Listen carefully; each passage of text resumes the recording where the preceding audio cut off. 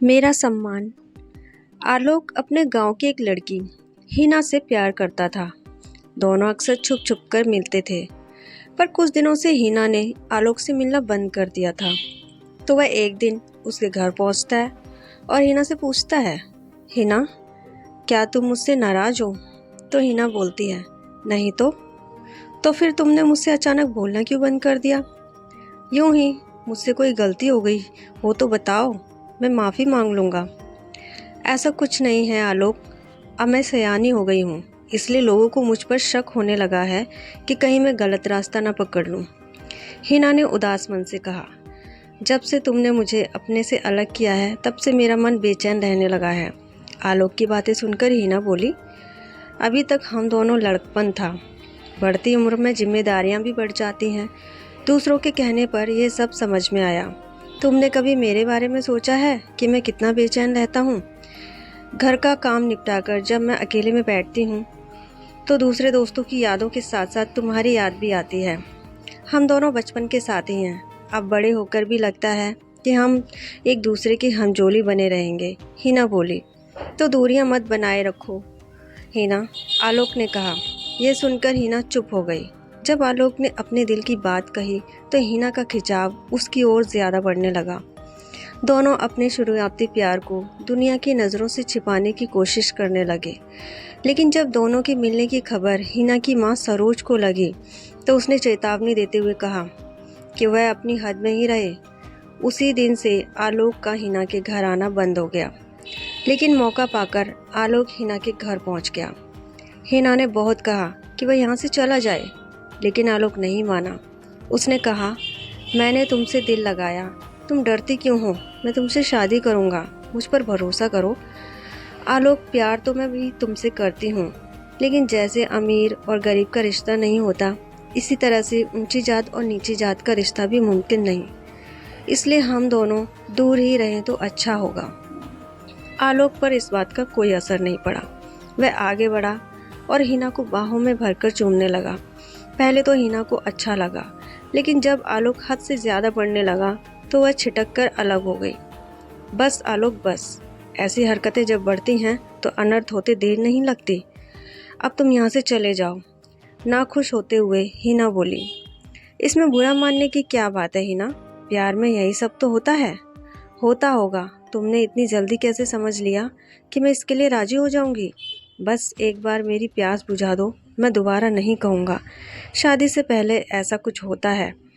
नहीं आलोक, कभी नहीं। इस तरह आलोक ने हिना से कई बार छेड़खानी करने की कोशिश की, पर कामयाबी नहीं मिली।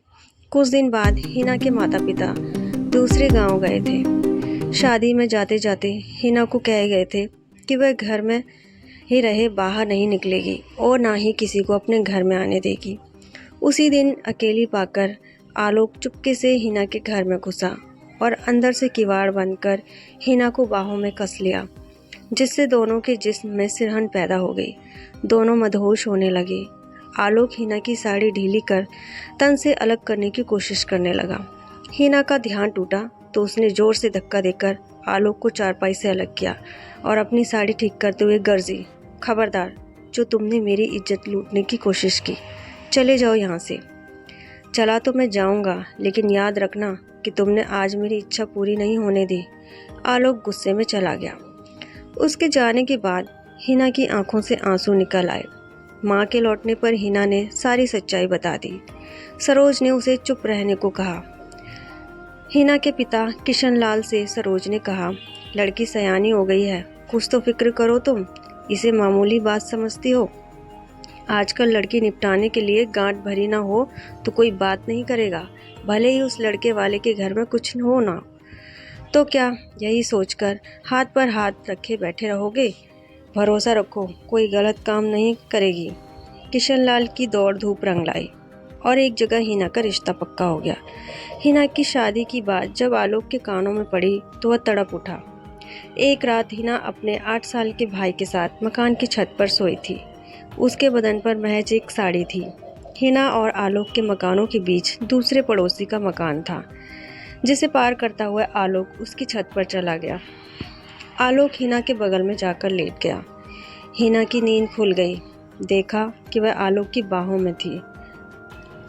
पहले तो उसने सपना समझा, पर कुछ देर में ही चेतना में लौटी तो वह सब कुछ समझ गई।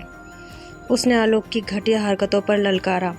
इतने में आलोक बोला, चुप रहो हिना, शोर करोगी तो सबको पता चल जाएगा, बदनामी तुम्हारी होगी। मैं तो कह दूंगा कि तुमने रात में मुझे मिलने के लिए बुलाया था। कहते हुए हिना को मुंह हथेली से बंद कर दिया। इसके बाद आलोक हिना के साथ जोर ज़बरदस्ती करता रहा और वह चुपचाप लेटी रही। हिना की आंखें दबदबा गईं। उसने कहा, आलोक, आज तुमने मेरी सारी उम्मीदों को खाक में मिला दिया। आज तुमने मेरे अरमानों पर गहरी चोट पहुंचाई।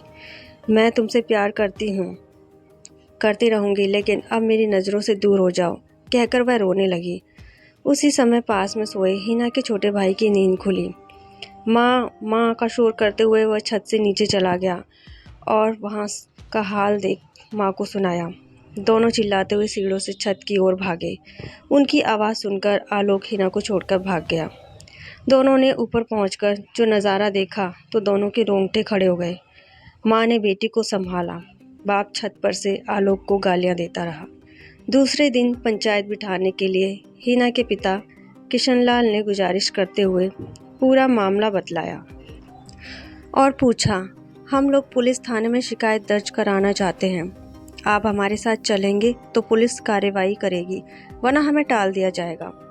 पंचायत ने कहा, किशनलाल, हम थाने चलने के लिए तैयार हैं, लेकिन सोचो, क्या इससे तुम्हारी बेटी की गई इज्जत वापस लौट आएगी? फिर हम क्या करें प्रधान जी? तुम चाहो तो मैं पंचायत बैठा दूं। मुमकिन है कोई रास्ता दिखाई पड़े। आप जैसा ठीक समझे वैसा करें। कहते हुए किशनलाल रोने लगा। दूसरे दिन गांव की पंचायत बैठी। गांव के कुछ लोग ऊंची जात के पक्ष में थे तो कुछ दलितों के पक्ष में। कुछ लोगों ने आलोक को जेल भिजवाने की बात कही तो कुछ ने आलोक से हिना की शादी पर जोर डाला। शादी की बात पर आलोक के पिता भड़क पड़े। कैसी बातें कहते हो? कहाँ हम ऊंची जात के, कहाँ यह दलित ब्याही जाएगी? कुछ नौजवान शोर मचाने लगे।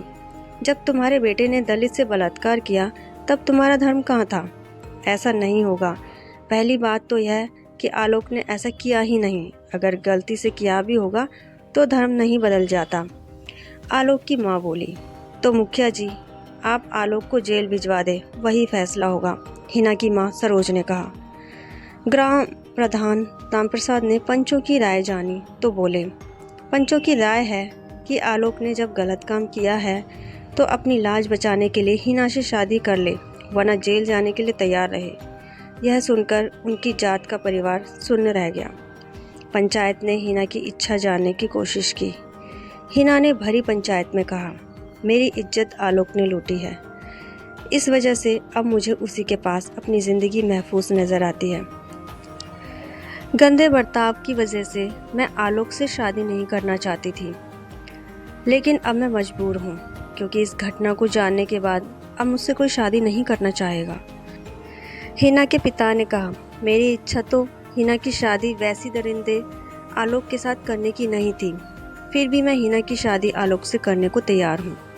हिना व आलोक के घर परिवार में शादी पर रजामंदी हो जाने पर पंचायत ने भी ये गुनाहों का रिश्ता मान लिया और दोनों की शादी कराने का फैसला किया। तो दोस्तों, ये थी आज की कहानी। मिलते हैं अपनी नेक्स्ट वीडियो में। इस कहानी के बारे में आपकी क्या राय है हमें कमेंट बॉक्स में ज़रूर बताइएगा। वीडियो को लाइक और शेयर कीजिए और चैनल को सब्सक्राइब कर लीजिए।